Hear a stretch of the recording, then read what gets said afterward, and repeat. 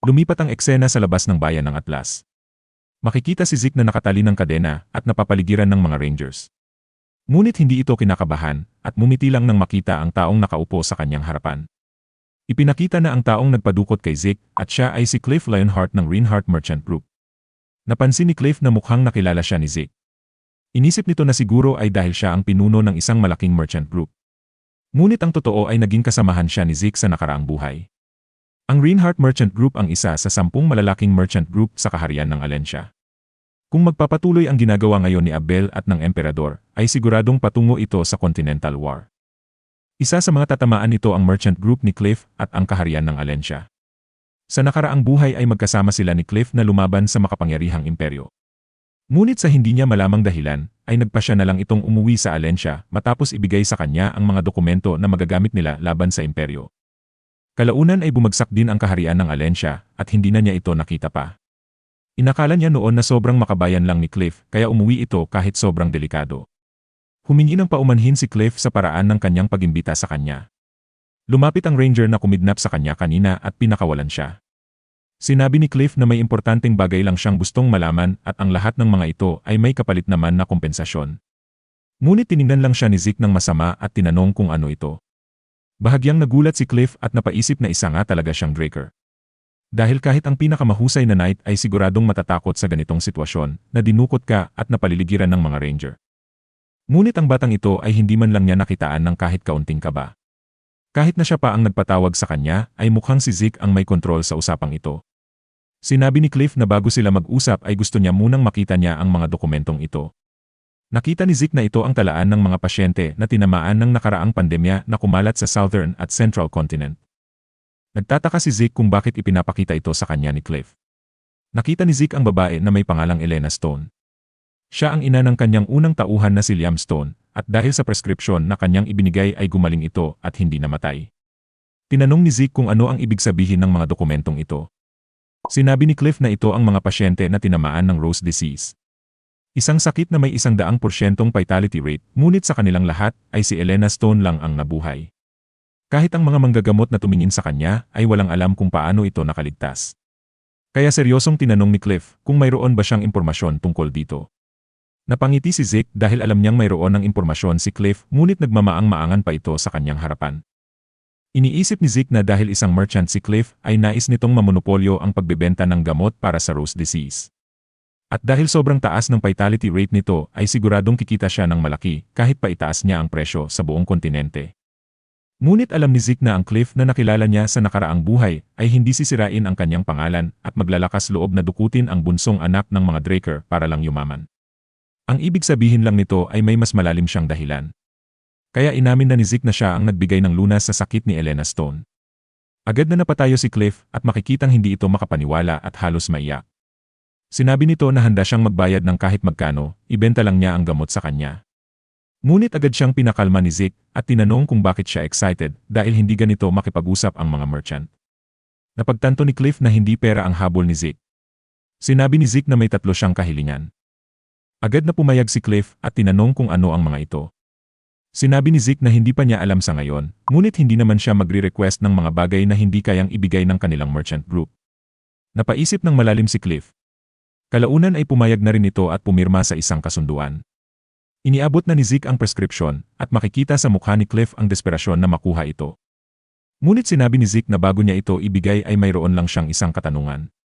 Tinanong ni Zeke kung sino ang taong nangangailangan ng gamot na ito. Pinagpawisan si Cliff at sinabi na gusto lang niyang pagkakitaan ito kaya hinahanap niya ang gamot.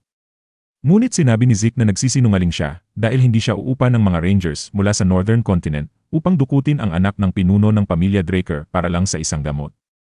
Isa pa ay kanina pa niya hindi maitago ang kanyang emosyon sa kanilang negosasyon. Hindi ito gawain ng mga veteranong merchant, lalo na kung siya ang pinuno ng Reinhardt Merchant Group. Wala nang nagawa si Cliff kaya umamin na ito. Sinabi niya na kailangan ito ng isa sa miyembro ng royal family ng kaharian ng Alensya. Tinanong ni Zeke kung sino sa kanila, ngunit sinabi ni Cliff na hindi na niya masasabi. Napagtanto ni Zeke na marahil ito ang dahilan ni Cliff sa nakaraang buhay. Naalala ni Zeke na tinanong niya si Cliff kung bakit pa siya babalik sa Alensya kung bumagsak na ang kaharian at ang kanyang merchant group doon. Ang pinakamabuting gawin nila ngayon ay ang pumunta sa norte at humingi ng asylum doon. Ngunit nagpasalamat lang sa kanya si Cliff at sinabi na pagod na siya at kung darating man ang kanyang katapusan ay mas gusto niyang mangyari ito sa Alensia. Bumalik ang eksena at sinabi ni Cliff na ipagpatawad niya at sana ay maunawaan nito kung hindi niya masagot kung para kanino ang gamot. Napansin ni Zeke na nagbago ang mata ni Cliff kaya ngayon ay nauunawaan na niya na para ito sa taong malapit sa kanyang buhay. Naalala ni Zeke ang sinabi ni Carly na si Abel ngayon ay tumutulong sa imperyo laban sa hidwaan sa kaharian ng Alensia. Isa pa ang kaharian ng Alensia ay may problema rin ngayon laban sa mga iba't ibang races na malapit sa kanilang border. Naisip ni Zeke na may ilang taon pa naman bago magsimula ang Continental War, kaya magiging malaking tulong sa hinaharap kung magkakaroon siya ng mabuting relasyon sa royal family ng Alensia ngayon. Ibinigay na ni Zeke ang prescription kay Cliff. Makikita naman na hindi ito makapaniwala. Taos-puso siyang nagpasalamat. Tinanong ni Zeke kung maaari na ba niyang sabihin ang una niyang kahilingan. Mukhang kinabahan si Cliff, ngunit wala naman siyang magagawa, kaya tinanong na lang kung ano ito at gagawin niya ang lahat sa abot ng kanyang makakaya. Sinabi ni Zeke na gusto niyang sumali sa kanilang merchant group. Nagulat si Cliff at nagtanong kung may plano ba siyang magnegosyo. Sinabi ni Zeke na kailangan lang niya ng peking identification. Kung ito lang naman pala ay kayang-kaya ito ng kanilang grupo at tinanong kung may maitutulong pa sila. Ipinaliwanag ni Zeke na plano niyang pumunta sa Southern Continent, ngunit sobrang delikado sa lugar na iyon kaya kailangan niyang paghandaan. Alam niya na ang Reinhardt Merchant Group ay nakabuo na ng mapagkakatiwalaang pangalan, na kahit ang mga kartel ay nakikipagtransaksyon na sa kanila paminsan-minsan. Sinabi ni Cliff na naiintindihan na niya. Kaya gamitin na muna niya ang pangalan ng kanyang pinsan upang hindi agad siya mapaghinalaan. Natuwa si Zeke nang marinig ito at agad na humiling ng malaking bahay sa Southern Continent at isang malaking sasakyan na maaari niyang paglagyan ng mga kargo at ibang mga bagay. Ito na ang kabuuan ng kanyang unang request at sinabi na dahil dinukot siya ng mga ito ay sila rin ang mag-uwi sa kanya. Hindi naman makapaniwala si Cliff sa mga mismong kahilingan ni Zeke. Sinabi niya na sasabihan na lang agad si Zeke kapag naihanda na niya ang lahat. Ang mga Rangers na rin ang bahala sa kabayo na kanyang sasakyan pauwi. Iniisip ni Zeke kung sino ang importanteng tao na gustong bigyan ng lunas ni Cliff. Dahil hindi man lang ito nakipagtawaran sa kanyang mga kahilingan. Nauna nang umalis si Cliff at hindi naman nagtagal at tinawag siya ng mga Rangers at pinasunod sa kanila. Binigyan nila si Zeke ng isang matipunong kabayo. Nagpasalamat si Zeke at agad na sinakyan ito. Sinabi ng mga Rangers na tapos na ang kanilang obligasyon kaya alis na rin sila. Tinanong ni Zeke kung ibig sabihin ba nito ay tapos na rin ang kanilang kontrata kay Reinhardt. Nagulat sila dahil ang salitang ginamit ni Zeke ngayon ay Gorkali, ang salitang ginagamit ng mga Gorkan. Nagtataka sila kung paano ito natutunan ng isang Draker. Sinabi ni Zeke na libangan lang niya ang lengguwahe, ngunit ang mas importanteng pag-usapan nila ngayon ay kung paano sila kikita. Dahil gusto ni Zeke na rentahan ang kanilang serbisyo sa isang misyon upang itakas ang isang bihag na hawak ng mga Markan. Nagkatinginan ang dalawang Ranger. Tinanong ni Zeke kung masyado bang maliit ang kanyang offer. Sinabi ng isang Ranger na hindi ito ang problema dahil sa totoo lang ay mas malaki ang inaalok niyang bayad kaysa sa natanggap nila kay Cliff Reinhardt. Ngunit ang problema ay si Zeke mismo. Dahil mariing ipinagbabawal ng kanilang hari na makipagtransaksyon sa angkan ng mga Dragon Slayers. Nagulat si Zeke na ito lang pala ang kanilang pinag-isipan. Sinabi niya na ginagawa na ng Reinhardt Merchant ang kanyang peking identifikasyon, kaya wala na silang problema kung papaaprubahan nila ang kanyang request sa kanilang pinuno. Sinabi ni Zeke na bago nga pala ang lahat ay may kailangan pa silang ayusin. Nagtaka naman ang Ranger kung ano ito. Biglang may itinapon si Zeke sa lupa kaya nagulat ang dalawang Ranger. Hindi sila makapaniwala na ito ang kanilang sandata. Ang kukri ay hindi isang ordinaryong sandata sa pananaw ng mga Rangers ng Gorka Kingdom. Dahil ang sandatang ito ay ibinibigay lang sa mga ganap ng mandirigma. Ang halaga nito ay katumbas na ng halaga ng kanilang buhay, kaya ibig sabihin nito ay nang kinuha ni Zeke ang kanilang sandata ay parang kinuha rin nito ang kanilang buhay ng walang kamalay-malay. Sinabi ni Zeke na ito ang kabayaran ng pagdukot nila sa kanya. Tinignan siya ng masama ng Ranger at sinabi na isa siyang halimaw. Ngunit mumiti lang si Zeke at sinabi ng mga kaibigan hanggang sa muling pagkikita. Lumipat ang eksena ilang araw matapos ang pag-uusap nila ni Cliff. Ang pinagtutuunan niya ngayon ng pansin ay ang makahanap ng mga mahuhusay na kakampi.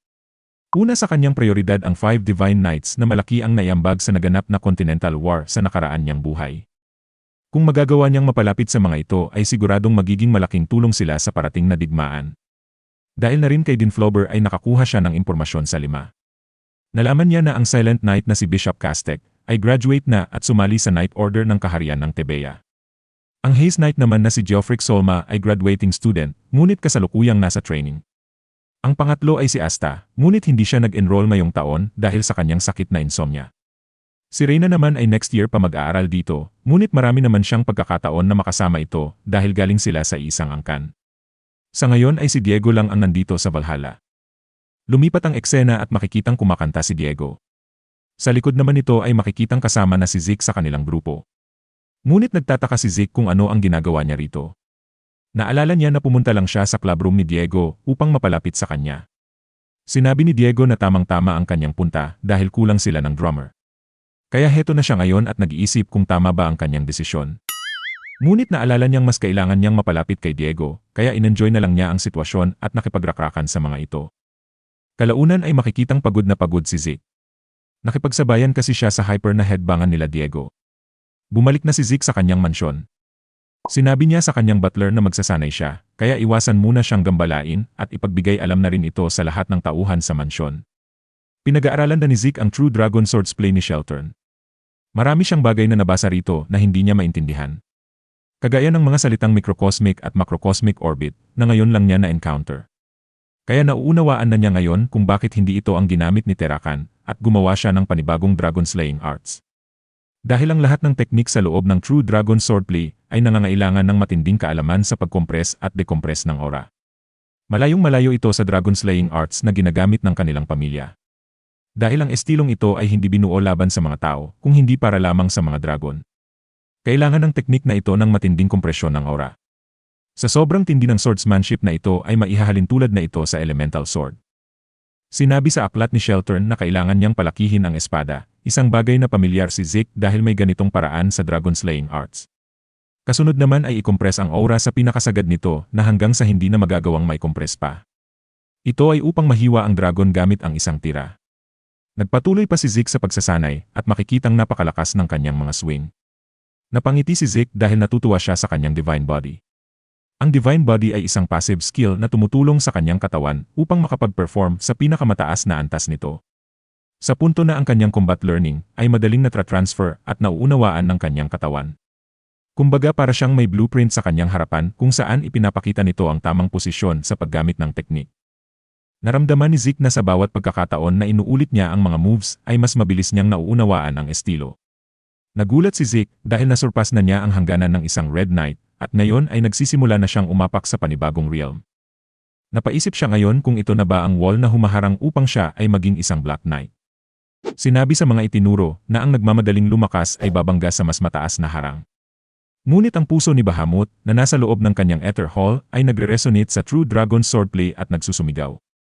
Kaya bago pa siya mawalan ng malay ay gagamitin niya ang sensasyong ito upang iswing pa ng ilang ulit ang kanyang espada. Biglang nag-activate ang seal ni Bahamut at makikita itong umiilaw sa kanyang dibdib. Sinabi ng system na ang puso ni Bahamut ay nag-react sa True Dragon Swordplay ni Sheltern Draker. Ang mga memorya na nakaukit sa puso ni Bahamut ay kanyang masasaksihan. Nagulat si Zeke nang marinig ito. Biglang dumilim ang paligid at parang dinala siya sa isang eksena. May pumasok na lalaki at nakipag-usap ito kay Bahamut. Sinabi nito na mayroon siyang kahilingan, ngunit tinitigan lang ito ng masama ng dragon. Siya pala ay si Sheltern Draker, at ang kanyang kahilingan ay itago at alagaan ni Bahamut ang True Dragon Swordplay na kanyang nilikha. Kung gusto niyo pong maging updated sa kasunod na video, ay maaari po kayong mag-subscribe. Maraming salamat po.